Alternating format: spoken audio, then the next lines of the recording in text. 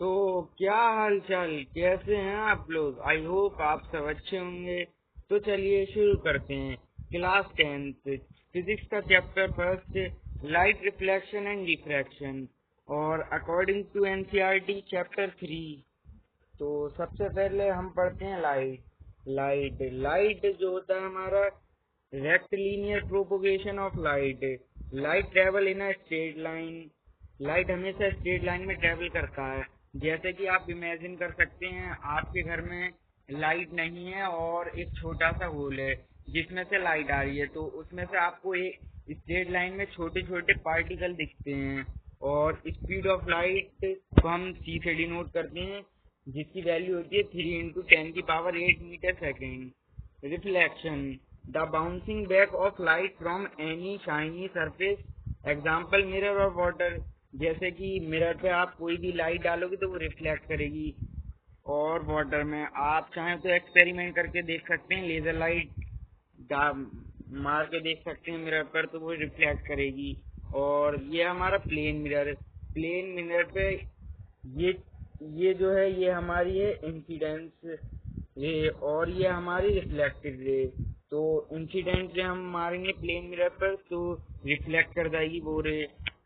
और ये हमारा the law of reflection state that the incident रे एंड रिफ्लेक्टेड रे नॉर्मल और लाइज इन सेम प्लेन। तो ये है हमारी नॉर्मल, ये है इंसिडेंट रे, ये है reflected ray.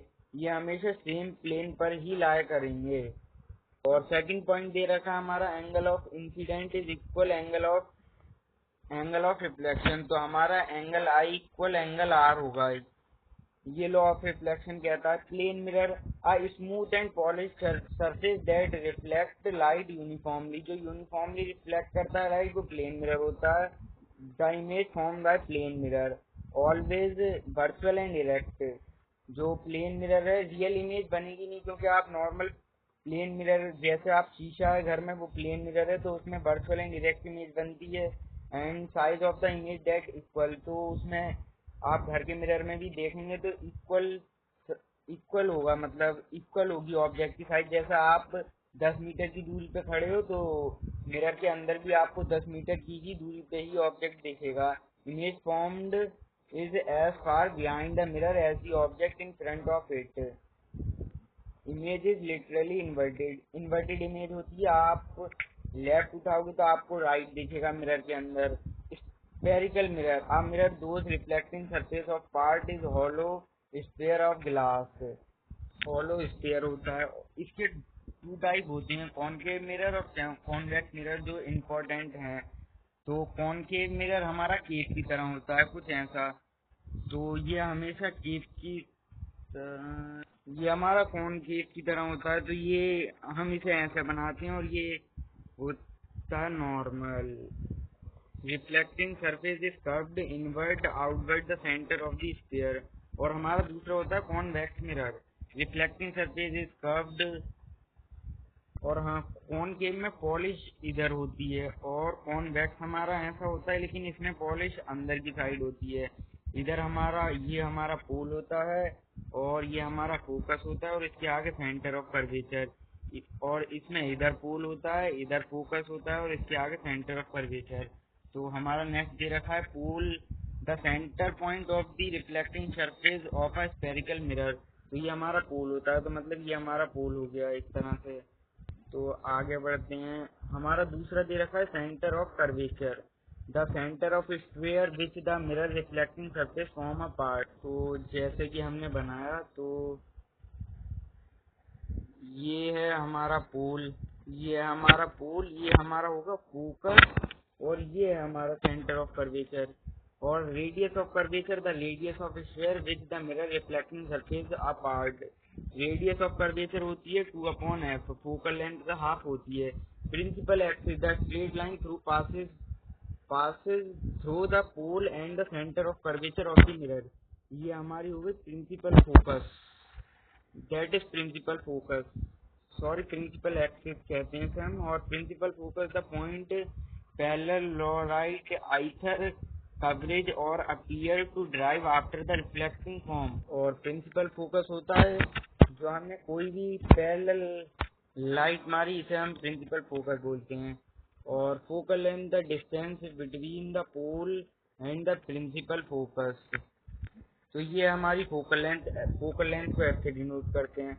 Aperture the reflecting surface of the spherical mirror. Diameter जो होती है रिफ्लेक्टिंग सरफेस की, उसे हम अपर्चर कहते हैं। ये हमारे कुछ रे डायग्राम है, आई होप आपको विजिबल होंगे। तो फर्स्ट बोला है a ray parallel to principal axis will be passes through the focus.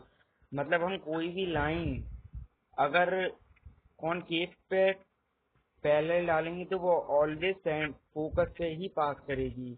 और सेम हमारा कॉन्वेक्स में होगा।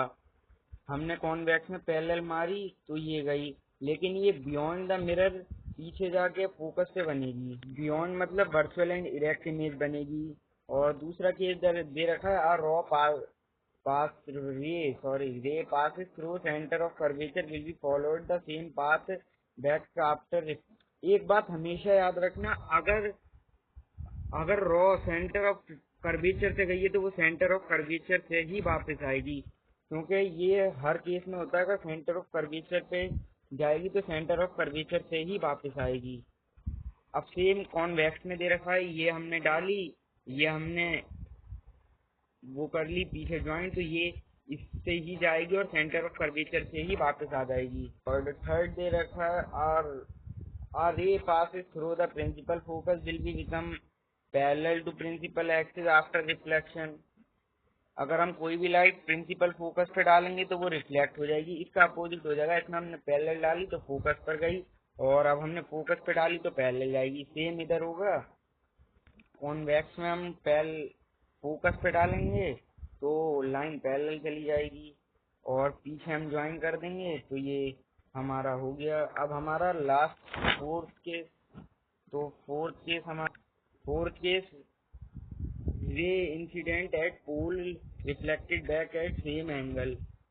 अगर हम रे को पोल पे डालेंगे तो वो इक्वल एंगल के साथ रिफ्लेक्ट कर जाएगी विद मेकिंग सेम एंगल। तो ये और ये एंगल, अगर हम ये इंसिडेंट हो गई, ये रिफ्लेक्टेड हो गई, तो एंगल आई इक्वल आर हो जाएगा। सेम इधर होगा, पोल पे डालेंगे तो पोल से ही निकल जाएगी, और ये एंगल हमारे इक्वल होंगे। तो आगे बढ़ते हैं फिर। तो ये हमारे कुछ केसेस हैं जो एग्जाम में पूछे जाते हैं। तो फर्स्ट केस है हमारा कॉनकेव मिरर का। तो ये हमारा फर्स्ट केस जिसमें हमारा ऑब्जेक्ट एट इंफिनिटी है। तो हमें ये पता है इंफिनिटी से अगर हम कोई भी रे पास करते हैं तो वो फोकस पे जाती है। तो हमने इधर और दोनों साइड इंफिनिटी पे करी तो हमारी फोकस पे आई। तो हमारी फर्स्ट केस में इमेज जो है रियल एंड इन्वर्टेड बनेगी, और ऑब्जेक्ट से स्मॉल इन साइज होगी, ऑब्जेक्ट से भी छोटी बनेगी। और सेकंड केस हमारे पास दे रखा है, सेकंड केस में हम इमेज रखेंगे beyond the centre of curvature, मतलब सेंटर ऑफ कर्वेचर के बाद बी पे रखा। तो सेम ये हमारी पैरेलल गई, तो ये हमारी, और ये रिफ्लेक्ट जो हुई ये हमारी पोल और फोकस के बीच में रिफ्लेक्ट करेगी, तो ये इधर आ जाएगी। और एक हम सेंटर ऑफ कर्वेचर से मारेंगे तो हमारी इमेज बनेगी इधर। तो हमारी इमेज भी रियल एंड इन्वर्टेड और smaller in size than object से भी छोटी बनेगी। तो चलिए नेक्स्ट केस पर बढ़ते हैं।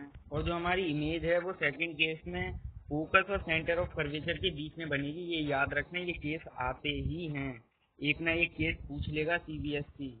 तो चलिए थर्ड केस पर बढ़ते हैं। तो इस बार हमने ऑब्जेक्ट जो है सेंटर ऑफ कर्वेचर पर ही रख दिया, तो सेंटर ऑफ कर्वेचर पर रख दिया, तो इधर से हमने पैरेलल डाल दी तो ये हमारी फोकस पर गई, नीचे से भी पैरेलल डाल दी तो फोकस पर गई। तो हमारी इमेज बनी रियल एंड इन्वर्टेड, और हमारी इमेज जो बनी at the centre of curvature, centre of curvature पर बनी, और सेम साइज की बनी, same size as an object, जितनी ऑब्जेक्ट की होगी उतनी ही इमेज की वो होगी साइज, तो सेम साइज की बनी। तो चलिए फोर्थ केस पर बढ़ते हैं। फोर्थ केस में हमने सेंटर ऑफ कर्वेचर और फोकस के बीच में रख तो हमने सेंटर ऑफ कर्वेचर और फोकस के बीच में ऑब्जेक्ट रखा, तो सेम हमने पैरेलल डाली तो वो फोकस से चली गई। और एक हम सेंटर ऑफ कर्वेचर से डालेंगे तो वो सेंटर ऑफ कर्वेचर से जाएगी, तो हमारी इमेज जो है beyond the centre of curvature बनेगी।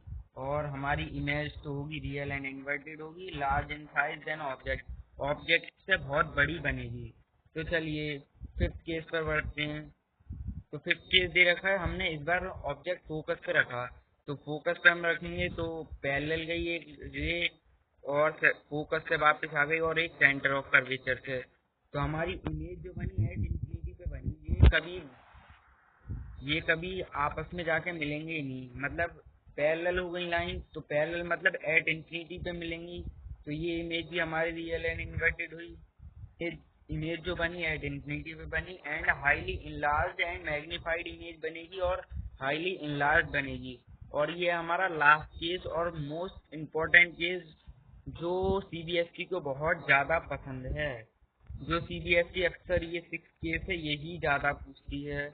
तो इसमें हमारा होता है फोकस और पोल के बीच में रखते हैं हम ऑब्जेक्ट, फोकस और पोल के बीच में रखते हैं। तो हमने कोई भी रे पोल से पास करी तो ऑब्वियस सी बात है वो पोल से ही चली जाएगी। और सेंटर ऑफ कर्वेचर आपको पता है गुंडा है, तो सेंटर ऑफ कर्वेचर कहता है मुझसे आएगी लाइट तो मुझसे ही जाएगी, तो ये ऐसी रहेगी।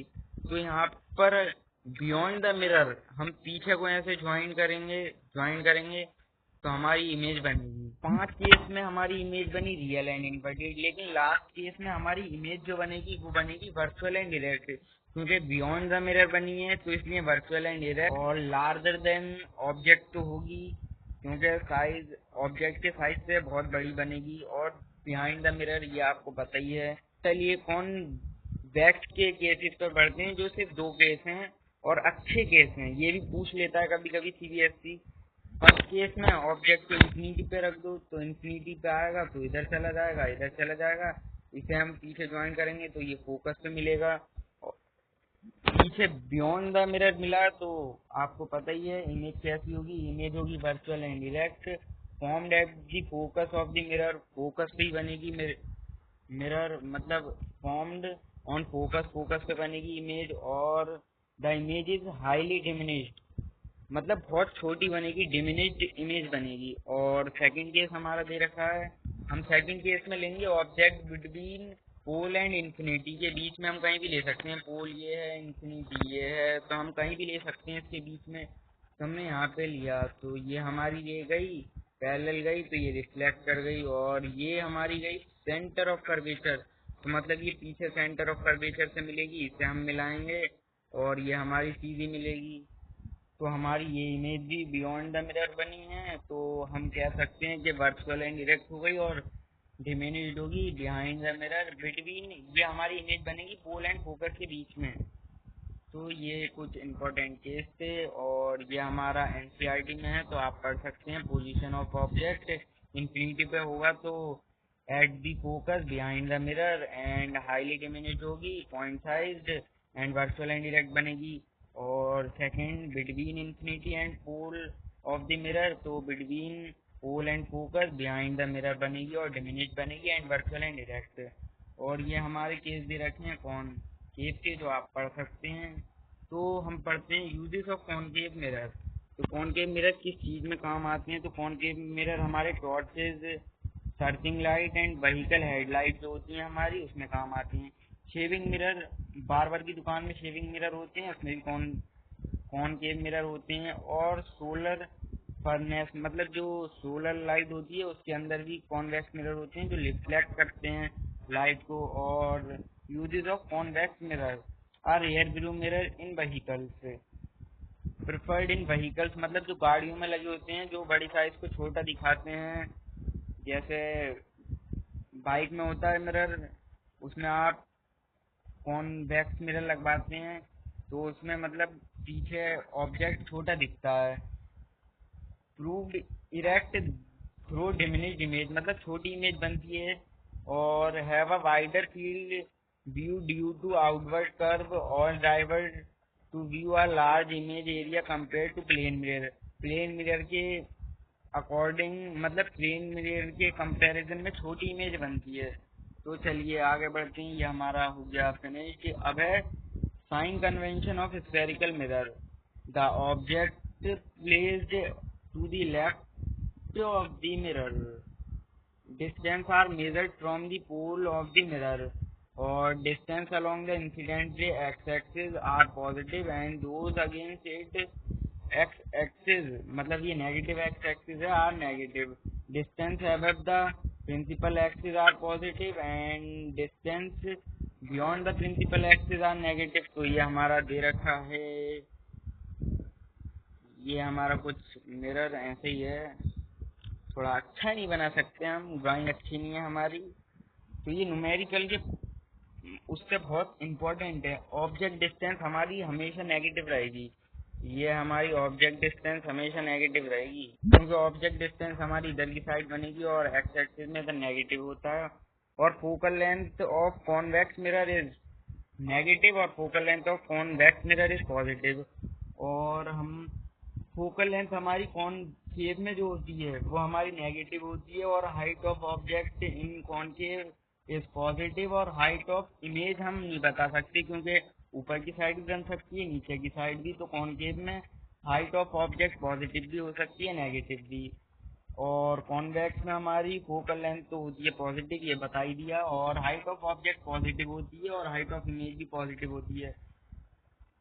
सो कॉन्वेक्स में सिर्फ हमारा यू, जिसे यू जो होता है, मतलब यू यू हम कहते हैं ऑब्जेक्ट डिस्टेंस, जो नेगेटिव होती है, बाकी सारी चीजें पॉजिटिव होती हैं। और इसी के अकॉर्डिंग हम न्यूमेरिकल में पॉजिटिव और नेगेटिव साइन लेते हैं। तो ये बहुत इंपॉर्टेंट होती हैं। अगर ये हमने यूज नहीं करा नेगेटिव पॉजिटिव, तो हमारा न्यूमेरिकल जो है गलत हो जाएगा, और एग्जामिनर हमारे मार्क्स जो है काट लेगा अच्छे तरीके से। ये हमारा इम्पोर्टेंट फॉर्मूला है फॉर न्यूमेरिकल पर्पस। तो हमारा 1/f इक्वल होता है 1/b प्लस 1/u। एफ होता है फोकल लेंथ, और बी होता है हमारा इमेज डिस्टेंस, और यू जो होता है हमारा ऑब्जेक्ट डिस्टेंस। और मैग्निफिकेशन जो होता है हमारा वो होता है HI/H। हाइट ऑफ इमेज कह सकते हैं हम, और हाइट ऑफ ऑब्जेक्ट कर सकते हैं। हाइट ऑफ इमेज को H डैश से डिनोट कर सकते हैं, और हाइट ऑफ ऑब्जेक्ट को H से, वो आपकी मर्जी है। और मैग्निफिकेशन हमारा होता है, मैग्निफिकेशन को और लिख सकते हैं -B/U, means image image distance upon object distance होता है हमारा मैग्नीट्यूड। और एच मतलब height of image positive, virtual image ये दे रखा है हमारे पास, तो इसे आप पढ़ लेना। Magnification refer to the ratio of the height of an object to the height of an object. Image और हाइट के बीच का रेशियो होता है मैग्निफिकेशन। तो नेक्स्ट है हमारा reflection of light, phenomenon phenomenon of the change in the direction of light when it passes from one transparent medium to another। तो आपने सबने ग्लास लैब देखा होगा, ये हमारा ग्लास लैब, ये हमारा है एयर है, और ये हमारा ग्लास है, ये फिर एयर है। तो ये हमने हमारी नॉर्मल ड्रॉ करी, तो ये हमारी नॉर्मल हो गई, ये हमारी इंसिडेंट रे। और ये जो रिफ्लेक्ट करी ये हमारी रिफ्लेक्टेड रे। तो ये रिफ्लेक्टेड रे हो गई, इसे हम पीछे को डॉट डॉट करके बढ़ा देंगे, तो ये हमारी रिफ्लेक्टेड रे हो गई। ये हमारी हो गई, फिर ये हमारी हो गई इमरजेंट रे, क्योंकि दो मीडियम है, एयर से ग्लास मीडियम में गई, फिर ग्लास से फिर एयर में गई। तो ये तो हमारा पता ही है आपको। इंसिडेंट एंगल, इंसिडेंट होगा एंगल, और एंगल ऑफ रिफ्लेक्टिव इक्वल होंगे, और हमारा एंगल ऑफ रिफ्लेक्टिव और एंगल ऑफ इमरजेंट भी हमारे इक्वल होंगे, ये और ये वाले एंगल भी हमारे इक्वल होंगे। यही था हमारा रिफ्लेक्शन ऑफ लाइट। और तो चलिए आगे बढ़ते हैं, law of reflection of light. First point दे रखा है हमारे पास, the incident rays, the reflected ray and the normal to interface of two transparent medium at point incidence और लाइज इन सेम प्लेन। ये तो पहले ही बता दिया था, नॉर्मल और इंसिडेंट रे और रिफ्लेक्टेड रे तीनों सेम ही उस पर प्लेन पे लाई करती हैं। तो नेक्स्ट है हमारा Snell law. Snell law is most important, जो सीबीएसई को बहुत काफी पसंद है, पूछ लेता है बहुत सारे सेट्स में, इसके आपको क्वेश्चन भी मिल जाएंगे। तो साइन स्नेल लो कहता है साइन आर, मतलब साइन I/sin r हमेशा कांस्टेंट होगा। सो नेक्स्ट दे रखा है हमारा रिफ्लेक्टिव इंडेक्स, ये भी इम्पोर्टेंट है, इससे भी न्यूमेरिकल आ जाते हैं, बहुत सारे न्यूमेरिकल आते हैं। तो रिफ्लेक्टिव इंडेक्स है measurement of how much a light ray bend when it passes from one medium to another. मतलब इसमें रिफ्लेक्टिव इंडेक्स नहीं होता है, हमने रे जो मारी किसी प्लेन पे वो कितनी किसी मीडियम में जाके कितनी बेंड हुई। तो हमारा इसका फॉर्मूला रिफ्लेक्टिव इंडेक्स का फॉर्मूला होता है speed of light in air, speed of light in medium. मतलब हम ऑब्वियस सी बात है, एयर से हम कोई भी रे मारेंगे तो हमें क्वेश्चन में गिवन होगा air to water, air to glass, तो नीचे अपॉन में स्पीड ऑफ मीडियम की जगह हम कर सकते हैं speed of water, speed of light in glass. तो अकॉर्डिंग टू क्वेश्चन हम न्यूमेरिकल में फॉर्मूला यूज करेंगे। तो चलिए आगे बढ़ते हैं। तो अब हमारे आगे lenses. Lenses are transparent material bound by two surface which or both surface are spherical. तो इसमें भी दो तरह के लेंस होते हैं, कॉनकेव लेंस और कॉन्वेक्स लेंस। कॉनकेव आपको दिख ही रहा है, कॉनकेव की तरह है, केव बन रही है। तो ये हो गया हमारा कॉनकेव और ये है हमारा कॉन्वेक्स। छोटी सी आँख बचपन में बनाते थे, कॉन्वेक्स की तरह होती है। और ये हमारा केव बन रहा है, तो दिस इज कॉन्केव लेंस कहती, इसे हम कॉनकेव लेंस बोलते। तो इसके केस की तरफ बढ़ते हैं। तो इसमें भी हम F1 जो होता है हमारा फर्स्ट प्रिंसिपल फोकस होता है और 2F1 होता है, ये हमारा सेकंड। तो ये हमारा F1, ये हमारा 2F1, ये F2 और ये हमारा 2F2। तो हमने सारी रे पास इस तरह पैरेलल डाल दो, तो नीचे से दो ऊपर। तो आपको पता ही है ये पैरेलल जाती हैं तो प्रिंसिपल फोकस पर मिलती हैं, तो ये सब प्रिंसिपल फोकस पर मिल जाएंगी और यहाँ पर ये ऐसे रिफ्लेक्ट करती हैं। ये आप रिफ्लेक्ट नहीं भी दिखाओगे, लेकिन ये दिखाना जरूरी है कि प्रिंसिपल फोकस पर ही मिलेंगी। हमारी इमेज बनेगी at the second principal focus of the lens, और इसमें हमारी इमेज बनेगी real and inverted highly diminished, that is image is much smaller than the object. Object से बहुत छोटी, हाईली डिमिनिश्ड बोला है, डिमिनिश्ड भी नहीं, हाईली डिमिनिश्ड मतलब बहुत छोटी इमेज बनेगी। और सेकंड है हमारा कॉनकेव के लिए। कॉनकेव में भी हमने पहले डाली, तो ये ऑब्वियस की बात है प्रिंसिपल फोकस पर ही आकर मिलेंगी। इन्हें पीछे को एक्सटेंड कर सकते हो करना चाहो तो, नहीं तो कोई बात नहीं है। तो इसमें हमारी इमेज बनेगी वर्चुअल एंड डायरेक्ट, क्योंकि पीछे जा रही है ना, smaller in size than object, object से बहुत छोटी बनेगी। तो ये हमारी इंफॉर्मेशन भी रखी है कुछ कॉनकेव लेंस के बारे में। तो चलिए पढ़ते हैं, मतलब पढ़ाते हैं या समझते हैं जो आप समझें जरूर। Concave lens thicker in the middle conversion light, light को कन्वर्ट करता है कॉनकेव लेंस। और sorry convex lens, sorry I am sorry. तो हमारा कॉनकेव लेंस जो है थिकर एज होती है और डाइवर्ज, लाइट को डाइवर्ट करता है। Centre of curvature C1 C2, centre of sphere forming the lens surface. Principal axis आपको पता ही है, this is the principal axis. और ऑप्टिकल सेंटर बता रही है, मतलब अच्छी बात है।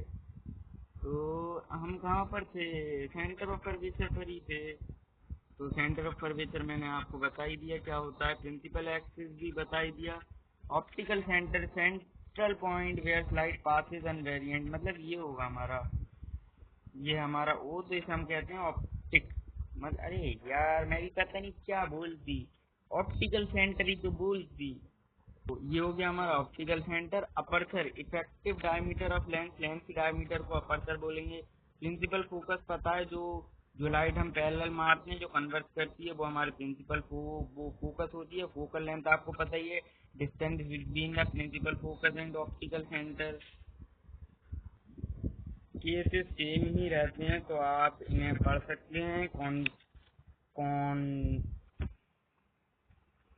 मतलब हाँ, उसमें उसमें हम मिरर होता है तो हमारा कौन केव मिरर होता है, तो ये सारे वही लग जाते हैं रूल्स। और इसमें हमारा कॉनकेव लेंस है, तो कॉन्वेक्स मिरर की जगह कॉनकेव लेंस लगाकर आप करेंगे तो सेम यही डायग्राम आएंगे। ये भी CBSE पूछ लेता है तो इनकी प्रैक्टिस कर सकते हैं आप।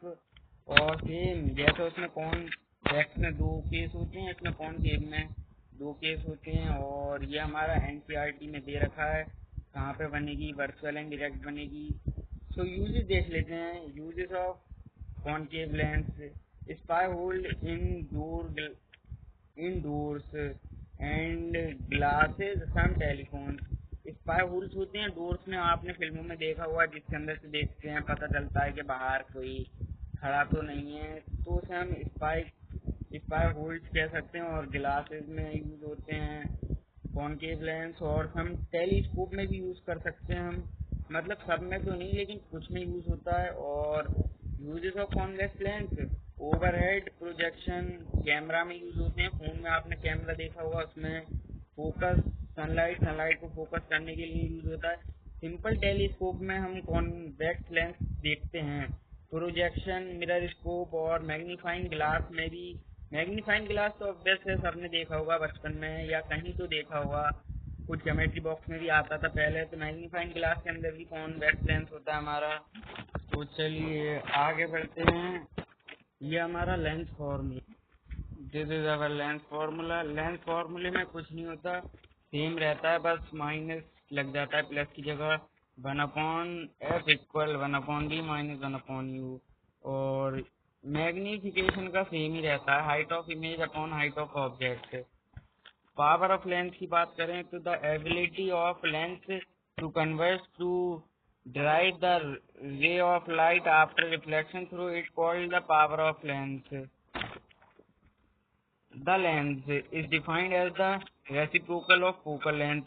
SI यूनिट जो पावर ऑफ लेंस की SI यूनिट होती है डायोप्टर।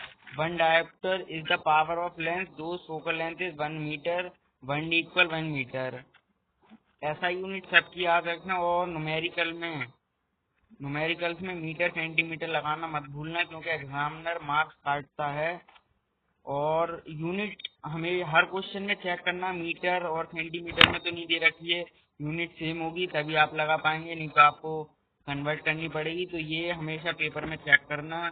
और ये पावर ऑफ कॉनकेव लेंस हमारा पॉजिटिव होता है और power of convex lens negative होता है। और ये हमारा वो है पावर का फॉर्मूला 1/f। और बाकी ये चैप्टर हमारा खत्म हो गया। तो ये चैप्टर जो था हमारा रिवीजन के परफेक्ट से था। तो ये लेक्चर, अगर आपको chapter 3 of NCERT class 10 revise करना है तो आप इस लेक्चर को देख सकते हैं। बाकी thank you so much. I hope आपको लेक्चर अच्छा लगा होगा। तो ऐसे ही प्यार देते रहिए और आते रहिए, और चैनल को सब्सक्राइब जरूर करें ऐसे ही शॉर्ट्स रिवीजन वीडियो के लिए। तो so thank you so much and enjoy your day. And बहुत सारा प्यार दिखाने के लिए thank you. So I hope आपको अच्छा लगा होगा लेक्चर। तो चलिए बाय करते हैं। So goodbye and take care.